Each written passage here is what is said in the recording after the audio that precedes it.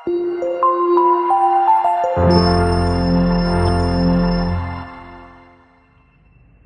sahabat hijau, jumpa lagi masih bersama saya Dwi di sini. Salam hijau ya. Oke sahabat hijau, buat kali ini kita akan menginfokan yaitu sesi lanjutan panduan lengkap tip atau cara tanam cabai dan perawatannya seri 3 ya. Oke sahabat hijau, sekarang tanggal 21 bulan 7 ya 2021, yaitu hari Rabu. Usia cabai 41 HST. Oke, kita lihat kondisi pada tanaman cabai seperti demikian sahabat ya. Kita lihat, nah inilah perkembangan cabainya. Itu juga ada yang di sana sahabat ya. Nah itu juga perkembangannya tuh ya. Jadi lumayan banyak kita tanam ya. Di polybag sudah mulai rapat ini, saling berdempetan karena perkembangan atau pertumbuhan pohon cabai tersebut ya. Jadi kondisinya seperti demikian. Lalu tindakan apa sih yang akan kita lakukan? Sebelumnya saya infokan, ini real ya sahabat ya. Jadi kita tidak menutup-nutupi atau mengada-ngada ya perkembangan cabai tersebut. Bisa saja sih kita upload yang sudah jadi ya, artinya kita tidak jujur. Jadi memang ini bukti, bukan abal-abal atau bukan asal-asalan. Kalau kita mengupload yang sudah jadi, takutnya indikasinya itu namanya pembohongan publik ya. Ada juga nih pertanyaan nih dari audiens, Pak, kenapa kok Bapak tanam cabai tidak ada penyakit dan selalu subur? Jawaban kita mudah sekali, yaitu pertama kita harus menyiapkan media baik, kemudian bibitnya juga harus baik, kemudian bisa atau paham mengkondisikan tanaman cabai tersebut, misalnya pupuknya tahu, pengendaliannya tahu, antisipasinya tahu, begitulah kira-kira sahabat ya. Oke, saya kasih contoh sahabat hijau semua. Ini ada contoh sedikit. Ini ada bibit nih. Nah ini bagus ya, subur-subur seperti demikian. Nah kalau kita bandingkan dengan yang ini ya, padahal usianya sama ya sahabat ya, usianya sama. Kenapa pertumbuhannya stagnan atau macet total ya? Jadi yang sebelah ini, yang kecil ini lebih bagus jangan ditanam. Kalau tidak ada sih nggak apa-apa, cuman yang ditanam ini. Kenapa? Kalau kecil aja sudah begini, bagaimana buat selanjutnya? Ini bikin ribet dan bikin repot. Ada gejala keriting-keriting lagi sedikit. Ini dari benih yang bagus lagi padahal. Oke sahabat, sekedar info ya, jadi paham ya. Jadi memang ada perbandingan ya, hasilnya demikian ya. Kalau yang bagus-bagus seperti demikian, nah ini boleh di grounding nih atau ditanam nih ya. Oke sahabat hijau, kita lanjutkan juga ya, itu masalah bibit. Kemudian untuk selanjutnya ya, itulah alasan kita kenapa tanaman cabai kita selalu subur, karena dari kecil aja sudah kita antisipasi dini. Oke sahabat hijau, tindakan apa yang akan kita lakukan? Yang pertama sahabat bisa lihat seperti di sini ya. Oke, ini saya kasih contoh di pohon cabai, agak diperjelas ya, sudah bawa bunga lagi ya. Oke sahabat, kita kelihatan ini namanya perompelan. Jadi kalau ada yang tumbuh seperti demikian, ini tolong dibuang ya, tolong dibuang. Bisa pakai sahabat, bisa pakai gunting ya, bisa juga pakai tangan, tapi tangannya harus steril. Ini contoh, saya bersihkan dulu ya, yang tidak apa, yang kurang produktif, ini menghabisi nutrisi. Ini namanya perompelan. Di sini juga ada sahabat hijau. Nah ini kelihatan ya, jelas ya. Oke sahabat, nah ini saya perjelas sedikit lagi. Ini sahabat hijau ya, kita lihat di sini ada tumbuh tunas-tunas baru, dan ini harus dibuang ya. Usahakan dia masuk tengah. Nah, enaknya begini sahabat perhatikan nih, satu cabang ini ada 1 2 3 4 5. Nah, ini aja terbagi 2, satu cabang ini juga terbagi 2 dan sudah membawa bunga. Kalau mau lihat lebih jelasnya bisa sahabat perhatikan, saya kasih info lagi. Nah, ini sudah membawa bunga ya, tuh sudah membawa bunga semua. Oke, itu yang pertama. Jadi kita lakukan perompelan atau penyiangan pada dahan-dahan atau cabang baru, tunas baru yang tidak produktif ya. Yang kedua, ini sahabat, bila mana ada terjadi gejala kuning pada daun atau ada bercak, tapi di sini tidak kita temukan bercak daun, apalagi kadang-kadang cuaca sekarang sangat ekstrim.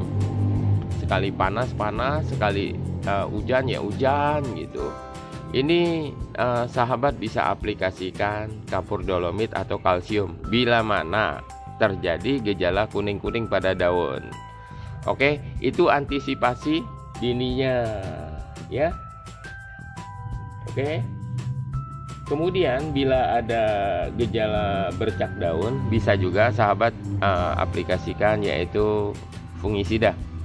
Bisa gunakan merek Antrakol, Ditan, Amistatop dan lain-lain.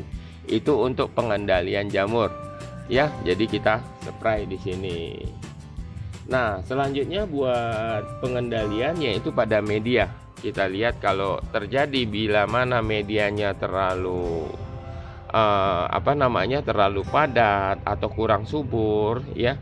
Buat pengendalian boleh nih sahabat nih. Jadi medianya kita perbaiki. Jadi artinya gini, media ini kita perbaiki. Sahabat bisa gunakan ini E4 ya. Oke. Sahabat bisa juga gunakan itu Trico, mereknya bebas ya. Kalau bisa yang ada yang lebih bagus dari Trico G seperti Anfus atau Biotrico dan lain-lain. Kalau untuk pengendalian media. Nah, antisipasi persiapan dini menjelang musim-musim hujan.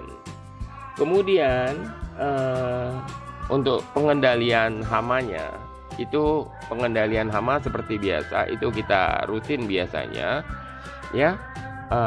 Di part 2 tidak kita aplikasikan. Saya kasih contoh untuk pengendalian hamanya.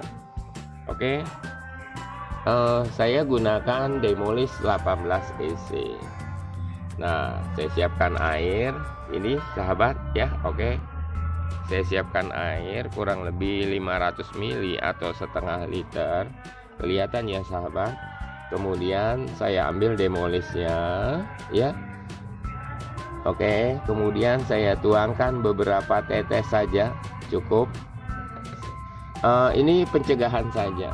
Tapi bila mana terjadi musim hujan, ya, pestisida yang Demolis berbahan aktif abamectin tersebut, ya, kita boleh campurkan perekat kalau terjadi musim hujan. Yang pertama ini perekatnya.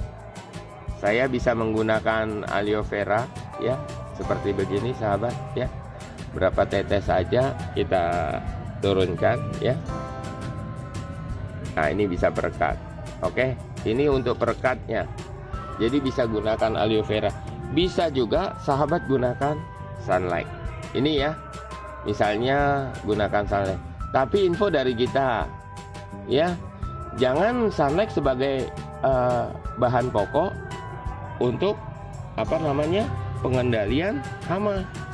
Kenapa? Misalnya sahabat ingin untuk pengendalian hamanya menggunakan sunlight, ya maaf kurang efektif, ya.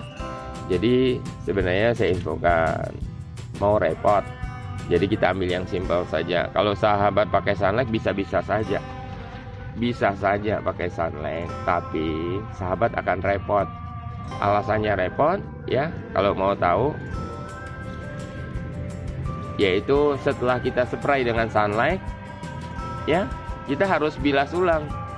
Kalau overnya salah, misalnya kalau dosisnya salah, malah tanamannya bisa mati sahabat ya, kekeringan sunlight, dan hamanya tidak efektif Oke. Itu tidak efektif sekali. Alasannya mau tahu, petani aja nggak ada kok yang menggunakan sunlight ya untuk pengendalian hama. Mereka tidak mau repot ya, jadi bahan aktif aja. Tapi kalau sahabat mau gunakan perekat yang kimia, itu banyak mereknya seperti Lakat, Bestmore, Stickpol dan lain-lain. Tapi di sini kita hanya menggunakan sunlight atau aloe vera lidah buaya. Oke. Itulah sistem kerjanya. Buat selanjutnya, sahabat paham, kita akan informasikan bahwasanya kita jadwal pupuk di saat 41 HST. Jadi sudah saya siapkan ya, kurang lebih 4 literan air, 3,5-4 liter air. Ya, pupuknya apa aja. Nah, ini jadi pertanyaan sahabat. Di sini sudah terpicu bunga. Sahabat perhatikan tuh, ada bunganya. Setiap cabang ada bunganya. Oke, sahabat tuh. Selalu ada bunganya. Ya. Tuh, kelihatan ya, sahabat ya. Sudah membawa bunga.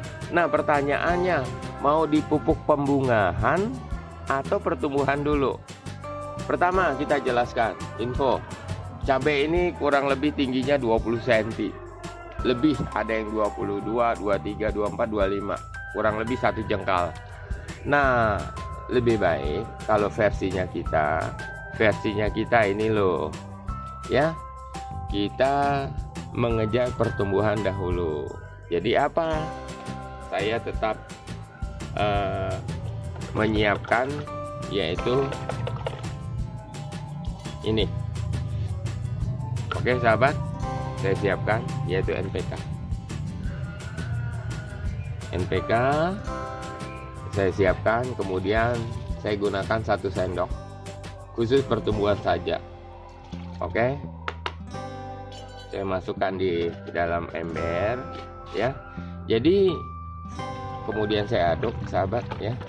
Jadi begini, kita hanya masih mengejar pertumbuhan ya. Jadi sahabat tinggal pilih aja. Kalau kita versinya kita masih mengejar pertumbuhan dahulu. Alasannya ya cabenya masih kecil, jadi kita bentuk dahulu cabenya supaya subur ya. Jadi kalau untuk misalnya untuk buah selanjutnya itu nggak terlalu sulit ya sahabat hijau ya.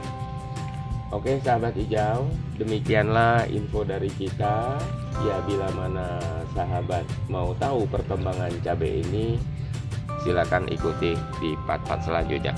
Ini untuk penyiraman, jangan langsung seperti yang kemarin kita langsung begini. Sekarang siram aja di sini karena atasnya sudah kita spray pestisida. Jadi kita siram seperti demikian saja. Ini sekilas contoh ya sahabat. Nah, kalau ingin ditanyakan silakan aja ketik di kolom komentar. Oke sahabat hijau, sekiranya tutorial ini bermanfaat, silakan di subscribe ya. Kalau ikhlas lo, jangan lupa tekan tombol loncengnya. Silakan di share biar kita sama-sama bisa berbagi dan sama-sama paham. Kalau suka silahkan di like, kalau nggak suka ya di dislike saja. Oke sahabat hijau, bila mana ada ucapan yang kurang berkenan mohon dimaafkan sekali lagi. Bila mana ada gangguan ya, sekali lagi mohon maaf. Salam hijau.